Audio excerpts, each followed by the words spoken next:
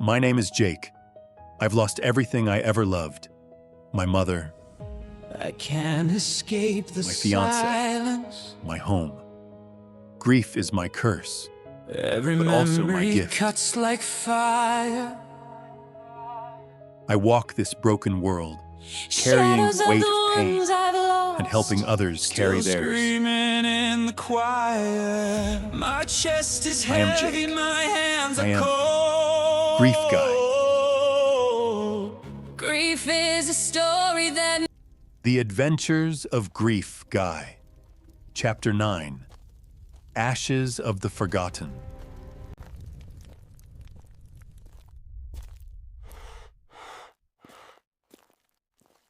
They told Jake not to go. The locals whispered about it in the gas station, said it was cursed, haunted, wrong. But that's why Jake had to go. The old Renfield home for children burned down 30 years ago.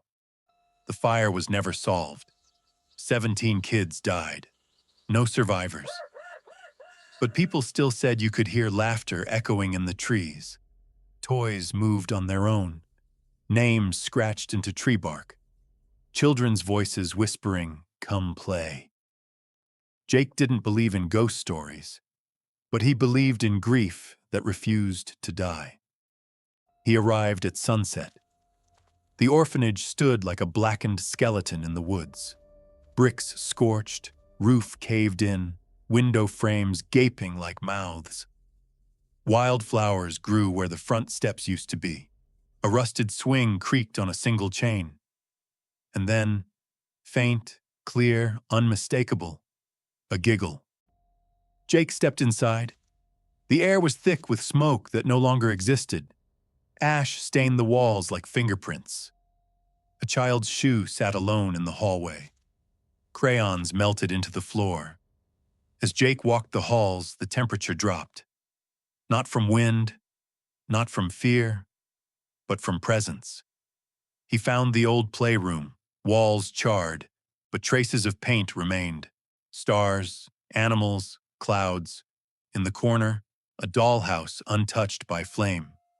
Jake knelt, opened the front. Inside was a single photograph, black and white.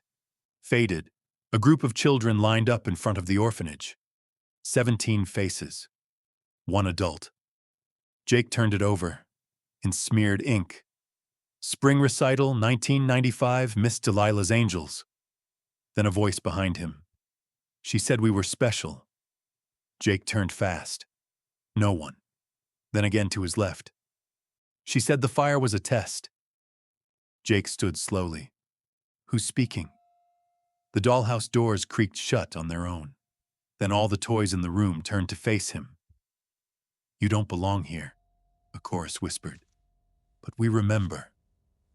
He walked deeper into the ruins, found what used to be the staff quarters. One room was intact. Inside, perfectly preserved, was a piano. Jake approached it. On the keys were burned fingerprints. A single sheet of music rested on the stand. Lullaby for Good Children. He touched a key. The piano played itself, a melody both beautiful and wrong, off tune in places, too slow, like someone was still learning or crying. Then the voice again, clearer. She locked the door when the smoke started. Jake froze. Who? Miss Delilah. He followed the music to the basement. There, in the dark, he found a hidden room, untouched by fire. Inside, 17 name tags pinned to the wall. A scorched journal with the first page missing. A mirror, unburned. Jake stepped toward it, and in the reflection, not his face, but hers. A woman in white. Long, singed dress, charcoal streaks down her cheeks like melted mascara. Her mouth a twisted smile. She raised a finger to her lips. Shh. Jake turned. Nothing behind him. The mirror shattered. He picked up the journal. Most pages were gone, but the final entry read, They know. They remember. The fire was supposed to cleanse, to silence, but they're still here, still laughing, still watching me in my dreams. I see them in the corners, in the flames, in the ashes. I am not forgiven. D. Jake left the basement. Outside, the wind had picked up. The swings spun in slow circles, and then surrounding him, the laughter returned, but not mocking, not cruel, relieved. The children's whispers turned to a chant. He heard us. He knows. He remembers. Jake turned back one last time. The dollhouse in the window now had 18 figures inside. One of them looked like him. He didn't run. He bowed his head. "You're not forgotten," he said aloud, "and she won't be forgiven." The next morning, the fire department arrived. Jake had anonymously sent them GPS coordinates and a single sentence. "Check the basement." Inside, they found the preserved room, the names, the evidence. The headlines read, "Truth discovered at Renfield Orphanage. Victims finally identified." Jake didn't read the full story. He was already gone.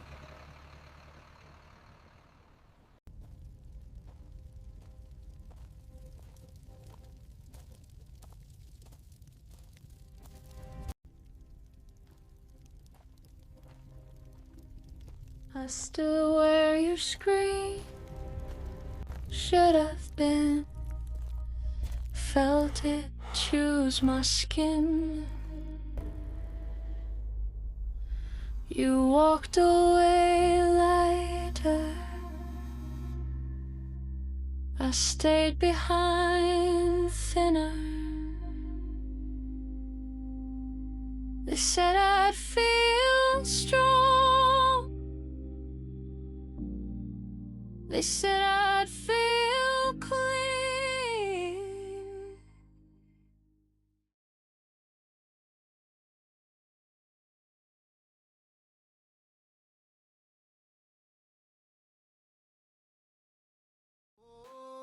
Ain't no time to cry, just feel the beat, let the bass testify. Yeah, I'm grief, got taking sorrow to the club, turning teardrops into fire, no emotional scrub, yeah. Oh, the adventures of grief, God, through the darkness, watch my spirit fly. They say you got 'em on, gotta feel it all profound. But what if the profound becomes the most incredible sound? What if the emptiness, the ache deep in your core becomes the driving force that makes you want more?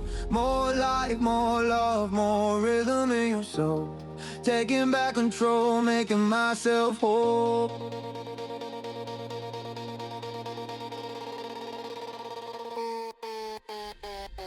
Oh, the adventures of grief, guide through the darkness, watch my spirit fly. Oh, ain't no time to cry, just feel the beat, let the bass testify. Oh, the adventures of grief fly through the darkness, watch my spirit fly.